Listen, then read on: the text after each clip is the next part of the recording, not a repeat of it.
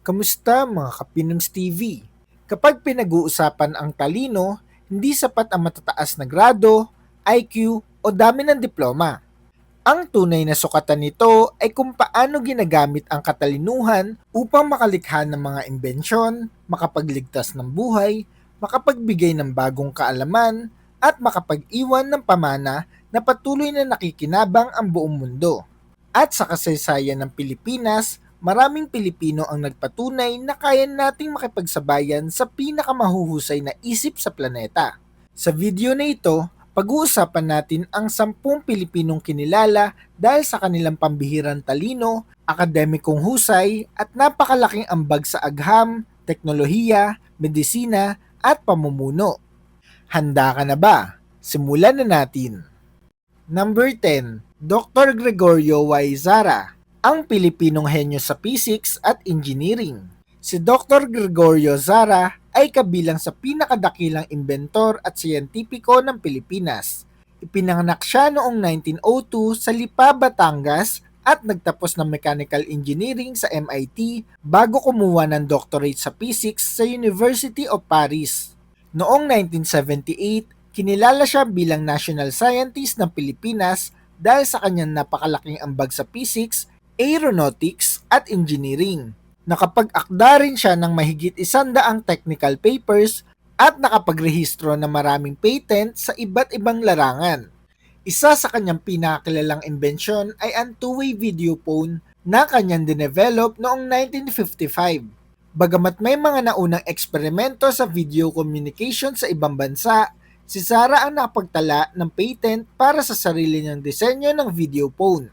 Bukod dito, gumawa rin siya ng alcohol-fueled airplane engine, solar water heater, at iba't ibang kagamitan para sa aerospace engineering. Ang lawak ng kanyang kaalaman ay nagbigay ng inspirasyon sa maraming Pilipinong sayantipiko. Hanggang ngayon, kinikilala si Dr. Zara bilang isa sa mga unang Pilipinong nagpamalas na kaya ng isang Filipino scientist na makagawa ng mga teknolohiyang maihambing sa mga nangungunang bansa. Ang kanyang mga kontribusyon ay naging mahalagang bahagi ng kasaysayan ng agham sa Pilipinas at nagpapatunay na ang talino ay maaaring magbukas ng mga bagong posibilidad para sa buong mundo. Number 9, Diosdado Dado Banatao, ang henyo sa Silicon Valley. Mula sa bayan ng Iguig, Cagayan, umangat si Diosdado Banatao upang maging isa sa pinakamahalagang Pilipino sa industriya ng computer technology. Nagtapos siya ng electrical engineering sa Mapua Institute of Technology bago nag-aral ng master's degree sa Stanford University. Sa kabila ng simpleng pinagmulan, naging isa siya sa mga pangunahing innovator sa Silicon Valley at nagtatag ng ilang matagumpay na semiconductor companies. Malaki ang naging ambag niya sa pag-unlad ng personal computers. Kabilang sa kanyang mga kontribusyon ang pagdisenyo ng unang single-chip graphical user interface accelerator, mga chipset na nagpabilis sa pagganap ng IBM-compatible PCs, at iba't ibang teknolohiyang naging pundasyon ng modernong computer hardware. Ang kanyang mga imbensyon ay tumulong upang maging mas mabilis, mas mura, at mas abot kaya ang mga personal computer na ginagamit natin ngayon. Bukod sa pagiging matagumpay na inventor, aktibo rin siyang tumutulong sa mga batang Pilipinong may talento sa agham at teknolohiya sa pamamagitan ng iba't ibang scholarship at entrepreneurship programs. Si Banatao ang nagpatunay na ang talino ay hindi lamang para sa sariling tagumpay, kundi maaari ring gamitin upang mabigyan ng pagkakataon ang susunod na henerasyon ng mga innovator. Number 8, Tiffany Uy, ang record-breaking scholar ng UP. Hindi lahat ng henyo ay kailangan maging scientist o inventor. Minsan, ang pambihirang talino ay nasusukat sa hindi matatawarang disiplina at kahusayan sa pag-aaral. Isa sa pinakamagandang halimbawa nito si Tiffany Uy. Nagtapos ng BS Biology sa University of the Philippines Diliman noong 2015. Nakilala siya matapos makamit ang general weighted average na 1.004, ang pinakamataas na naitalang jiwa sa UP mula pa noong ikalawang pandaigdigang kaguluhan. Sa loob ng 4 na taon sa universidad, halos lahat ng kanyang marka ay pinakamataas. Dahil dito, nagtapos siya bilang summa cum laude at naging inspirasyon ng libu-libong estudyante sa buong bansa. Ang kanyang tagumpay ay bunga hindi lamang na mataas na antas ng katalinuhan, kundi pati na rin na mahusay na time management, analytical thinking at matinding dedikasyon sa pag-aaral. Bagamat hindi siya kilala sa mga imbensyon o scientificong tuklas, ipinakita ni Tiffany Uy na ang akademikong kahusayan ay isa ring anyo ng pambihirang talino. Hanggang ngayon, nananatili siyang simbolo ng sipag, disiplina at kahusayan na maaaring maabot ng isang Pilipino sa larangan ng edukasyon. Number 7. Dr. Fedel Mundo, ang ina ng pediatrics sa Pilipinas. Si Dr. Fedel Mundo ay isa sa pinakadakilang doktor sa kasaysayan ng Pilipinas. Ipinanganak noong 1911, nagtapos siya bilang valedictorian ng UP College of Medicine bago ipagpatuloy ang kanyang pag-aaral sa Harvard. Bagamat madalas sabihin na siya ang unang babaeng estudyante ng Harvard Medical School, mas tumpak na sabihin kabilang siya sa mga pinakaunang babaeng tinanggap para sa advanced pediatric training sa institusyon sa panahong kakaunti pa lamang ang kababaihan sa larangan ng medisina. Pagbalik niya sa Pilipinas, itinatag niya ang kauna-unahang pediatric hospital na pribadong pinamamahalaan sa bansa. Isa rin siya sa lumikha ng bamboo incubator, isang murang alternatibo para sa mga sanggol na isinilang ng kulang sa buwan sa mga lugar na walang maaasahang supply ng kuryente. Ang simpleng imbensyong ito ay nakatulong sa pagligtas ng maraming buhay, lalo na sa mga liblib na komunidad. Noong 1980, ginawaran siya bilang national scientist dahil sa kanyang napakalaking ambag sa pediatric medicine. Hanggang sa kanyang huling mga taon bilang manggagamot, patuloy siyang naglilingkod sa mga batang Pilipino. Ang kanyang katalinuhan ay hindi lamang nasukat sa kanyang kaalaman, kundi sa milyong-milyong buhay na kanyang natulungan. Number 6. Apolinario Mabini, ang utak ng revolusyon. Kilala bilang dakilang lumpo at utak ng revolusyon, si Apolinario Mabini ay isa sa pinakamahuhusay na political thinkers sa kasaysayan ng Pilipinas. Sa kabila ng pagkakaroon ng paralysis dulot ng sakit, hindi ito naging hadlang upang maging pangunahing tagapayo ni Emilio Aguinaldo noong panahon ng himagsikan. Nagtapos siya ng abogasya sa Universidad ng Santo Tomas at naging tanyag sa kanyang matalas na pag-iisip sa batas at pamahalaan. Si Mabini ang sumulat ng mahalagang dokumento na naging gabay ng unang republika ng Pilipinas. Kabilang dito ang mga dekretong naglatag ng istruktura ng revolusyonaryong pamahalaan at ang kanyang tanyag na akdang El Verdadero Decalogo o The True Decalogue na nagturo ng pagmamahal sa bayan, mabuting pamamahala at pananagutan ng mamamayan. Dahil sa kanyang mga ideya, naging mas organisado ang pamahalaang revolusyonaryo sa gitna ng pakikibaka para sa kalayaan. Mahigit isang siglo na ang lumipas, nananatiling pinag-aaralan ang kanyang mga isinulat sa kasaysayan, batas at political science. Ang kanyang katalinuhan ay hindi lamang nakatulong sa pagtatag ng bansa, kundi nagsilbi ring gabay sa mga susunod na henerasyon ng mga Pilipinong lider. Sa kabila ng kanyang pisikal na kalagayan, ipinakita ni Apolinario Mabini na ang pinakamakapangyarihang sandata ay isang matalas at makabayang isipan. Number 5. Ferdinand Marcos Sr., ang kontrobersyal na henyo sa batas. Isa sa mga pinakakontrobersyal ngunit kinikilalang matalinong personalidad sa kasaysayan ng Pilipinas ay si Ferdinand Marcos Sr. Habang nag-aaral ng batas sa University of the Philippines, nakulong siya kaugnay ng kasong pagpaslang kay Julio Nalundasan. Habang nasa kulungan, ipinagpatuloy niya ang kanyang pagre-review para sa bar examinations at kalaunan ay napawalang sala ng Korte Suprema matapos niyang tumulong sa paghahanda ng sarili niyang depensa. Noong 1939 Philippine Bar Examinations, nakakuha siya ng 92.35%, isa sa pinakamataas na naitalang marka sa kasaysayan ng bar exam sa Pilipinas. Dahil dito, naging kilala siya sa kanyang pambihirang memorya, analytical reasoning, at malalim na kaalaman sa batas. Sa kalaunan, naging mababatas at ika-10 Pangulo ng Republika ng Pilipinas, kung saan ipinatupad niya ang maraming programang pang-infrastruktura at reforma kasabay ng mga pangyayaring naging dahilan ng matinding kontrobersya sa kanyang administrasyon. Mahalagang tandaan na ang pagkakasama ni Marcos Sr. sa listahang ito ay batay sa kanyang dokumentadong akademikong kahusayan at kakayahan sa batas, at hindi bilang paghusga sa kanyang pamana bilang Pangulo. Hanggang ngayon, nananatiling paksa ng pag-aaral at debate ang kanyang buhay, pamumuno at pambihirang talino.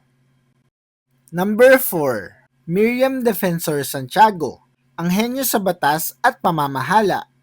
Hindi maikakaila ang pambihirang talino ni dating Senadora Miriam Defensor Santiago.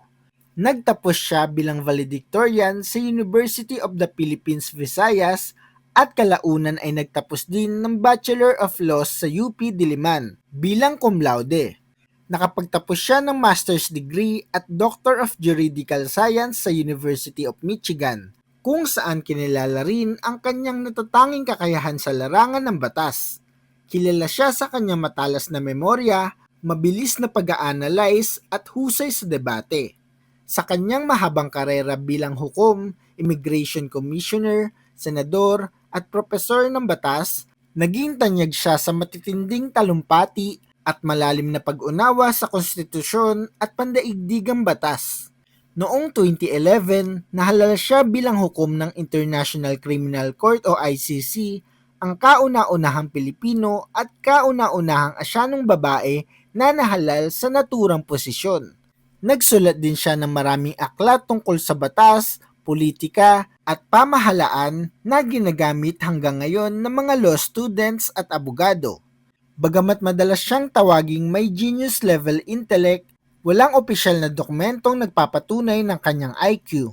Gayunpaman, ang kanyang mga akademikong tagumpay, international na pagkilala, at pambihirang husay sa batas ang dahilan kung bakit nananatili siyang isa sa pinakamatalinong Pilipinong nakilala sa modernong panahon. Number 3. Dr. Lourdes J. Cruz. Si Dr. Lourdes J. Cruz ay isa sa mga pinakakilalang biochemist sa buong mundo at ginawaran bilang National Scientist ng Pilipinas noong 2024. Matapos magtapos sa University of the Philippines, ipinagpatuloy niya ang kanyang pag-aaral sa Estados Unidos at naging dalubhasa sa biochemistry. Sa loob ng maraming dekada, nakilala siya sa pandaigdigang komunidad ng Agham dahil sa kanyang mga research na nagbukas ng bagong kaalaman tungkol sa nervous system. Ang kanyang pinakasikat na ambag ay ang pag-aaral ng conotoxins, mga lason na nagmumula sa cone snails o mga marine snail. Sa halip na ituring lamang itong mapanganib na lason, natuklasan ng kanyang pangkat na maaari itong gamitin upang maunawaan kung paano gumagana ang mga nerve cells. Ang kanyang mga pag-aaral ay naging mahalagang batayan sa pagbuo ng mga makabagong gamot laban sa matinding pananakit at ilang neurological disorders. Dahil dito, kinilala siya ng iba't ibang pandaigdigang organisasyon, kabilang ang L'Oreal UNESCO for Women in Science. Ipinakita ni Dr. Cruz na ang tunay na katalinuhan ay hindi lamang nasusukat sa dami ng nalalaman, kundi sa kakayahang gamitin ang agham upang makalikha ng mga solusyong makakatulong sa sangkatauhan. Hanggang ngayon, ang kanyang mga pananaliksik ay patuloy na ginagamit ng mga siyentipiko sa iba't ibang bahagi ng mundo. Number 2. Dr. Reynabel Reyes, ang Pilipinang nagpatibay sa teorya ni Einstein. Isa sa pinakamahusay na scientist ng makabagong panahon ay si Dr. Reynabel Reyes.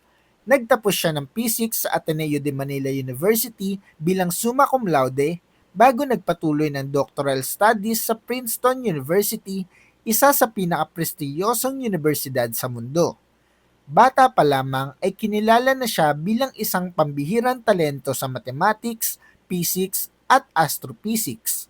Noong 2010, naging bahagi siya ng isang international research team na gumamit ng gravitational lensing mula sa libu-libong kalawakan upang magsagawa ng isa sa pinakamahigpit na pagsusuri sa General Theory of Relatability ni Albert Einstein sa cosmological scale. Ang kanilang pananaliksik ay nagbigay ng matibay na ebidensyang naaayon sa mga prediksyon ng teorya ni Einstein. Dahil dito, nakilala siya sa media bilang the Filipino who helped test Einstein theory, bagamat hindi siya nag-iisang siyentipiko sa naturang proyekto. Bukod sa pagiging astrophysicist, isa rin siyang tagapagtaguyod ng science communication. Layunin niyang gawing mas madaling maunawaan ng publiko ang agham at hikayatin ang mas maraming kabataang Pilipino na pumasok sa larangan ng STEM. Ang kanyang mga nagawa ay patunay na ang mga Pilipino ay may kakayahang makapag-ambag sa pinakamataas na antas ng pandaigdigang sayantipikong pananaliksik. Number 1. Dr. Jose Rizal, ang pinakadakilang polymath ng Pilipinas. Sa tuktok ng ating listahan ay ang pambansang bayani na si Dr. Protasio Rizal Mercado E. Alonso Rialonda. Higit pa sa pagiging bayani, kinikilala siya ng maraming historiador bilang isang tunay na polymath, isang taong nagtataglay ng mataas na antas ng kaalaman sa napakaraming larangan. Isa siyang ophthalmologist, nobelista, makata, skulptor, pintor, guro, siyentipiko, surveyor, linguist at mananaliksik. Tinatayang nakakapagsalita at nakakaunawa siya ng humigit kumulang 20 wika, bagamat nagkakaiba ang eksaktong bilang depende sa mga sangguniang pangkasaysayan. Ang kanyang mga nobelang Noli Me Tangere at El Filibusterismo ang nagmulat sa kamalayan ng maraming Pilipino tungkol sa mga suliranin ng lipunan noong panahon ng kolonyalismong Espanyol. Bukod dito, nagsagawa rin siya ng mga pananaliksik sa zoology, anthropology at natural sciences habang naninirahan sa Europa at Dapitan. Marami sa kanyang mga natuklasang species ang kinilala ng mga international na scientifico bilang pagkilala sa kanyang kontribusyon sa agham.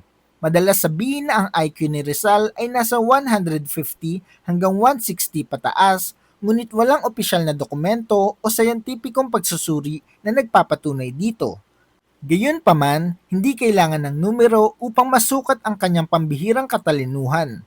Ang lawak ng kanyang talento, ang lalim ng kanyang mga akda, at ang impluensya niya sa kasaysayan ng Pilipinas ang dahilan kung bakit nananatili siyang kinikilalang pinakadakilang intelektual at polymath na ipinanganak sa bansang ito. At iyon nga mga Kapinoms TV, ang 10 pinakamatalinong Pilipino sa buong mundo. Iba-iba man ang kanilang larangan mula sa agham, medisina, batas, teknolohiya, hanggang sa panitikan, iisa ang kanilang ipinakita. Ang talino ay nagiging tunay na makabuluhan kapag ginagamit upang mapabuti ang buhay ng ibang tao.